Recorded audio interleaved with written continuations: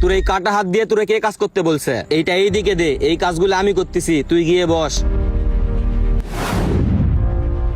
রিফাজ ভাই, জীবনের এই প্রথম দেখলাম কর্মচারী বসে আছে আর মালিক কাজ করতেছে। ভাই আপনি কেমন কথা বলতেছেন? কথাটা এইভাবে না বলে অন্য ভাবেও তো বলতে পারতেন। আর ওই কর্মচারী হয়েছে কি হয়েছে, সেও তো একটা মানুষ। আর দেখতেছেন না ওর হাতে একটা ব্যথা পাইছে? কি এমন কাটছে? এসব ভারী কাজ করতে গেলে তো একটু হাত কাটবেই। সালাম আলাইকুম ভাই, আপনি কি রকি ভাইকে বলছিলেন যে কাজের জন্য একটা লোক লাগবে? তাই রকি ভাই আমাকে পাঠাইছে।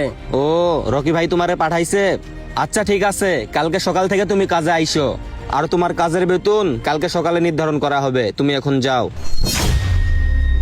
ভাই আপনার মাল সকালবেলা রেডি হয়ে যাবে, তখন এসে নিয়ে যায় না? এটা ধর, আর এগুলা সব দেখে রাখিস। আর তুই কোনো ভারী কাজ করবি না, কারণ তোর হাতে ব্যথা পাইছে। আমি বাড়ির থেকে ভাত খাই আসি, থাক। আচ্ছা ঠিক আছে। দেখছো তোমার মালিক কত চালাক, হাত কাটছে বলে 2 দিন কাজ করতে পারোনি, এজন্য নতুন লোক রাখছে। তুমি মন খারাপ করতেছো কেন? আমার তো লেদের দোকান আছে। তোমার এই চালাক মালিকের কাজ ছাড়ে তুমি আমার ওখানে চলো, আমি তোমার এই মালিকের থেকে 5,000 টাকা বেশি দিবনি।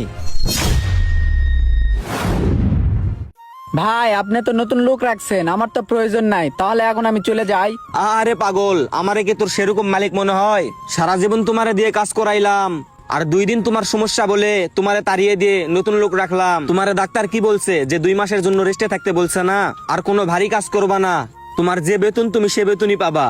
আমার একটা দায়িত্ব আছে না? ভাই আমি দেখছিলাম আপনি ওরা কাজে নিছেন, তাই আমি চলে যাচ্ছিলাম। তোমার কোথাও যাওয়া লাগবে না, তুমি শুধু আমার পাশে থাকবা, আর এই কাজ কামগুলা সব দেখে শুনে রাখবা, বুঝনি? ভাই শোনেন, আপনার মতন মহাজন আমি আমার জীবনে একটাও দেখিনি। আপনি যেমনই সৎ তেমনি ভালো মনের একটা মানুষ, এর জন্য আপনি এত বড় একটা ব্যবসা বসাইতে পারছেন। হ্যাঁ ভাই, আর তুমি আমার জন্য দোয়া করো, আমি যেন সৎ পথে হালাল ভাবে ব্যবসা করতে পারি। ভাইয়া তুমি কিছু বলবা? ভাই কি আর বলবো, আপনার মতন ভালো মহাজনের প্রতিষ্ঠানে কাজ করতে পারতেছি, এটাই আল্লাহর কাছে লাখ শুকরিয়া। আচ্ছা ঠিক আছে ভাই, তুমি একটু সাবধানে দেখে শুনে কাজ কইরো। আর ভাই তুমি মালগুলার একটু খেয়াল রাখো, আমি আসি, থাকো। ভিডিওটা দেখে কি বুঝলেন? ভিডিওটার মাধ্যমে যেটা বুঝাইতে চেয়েছি সেইটা হলো, আপনার প্রতিষ্ঠানের চালিকা শক্তি যারা, সব সময় তাদের পাশে থাকবেন। মনে রাখবেন এরা ছাড়া আপনার প্রতিষ্ঠান অচল।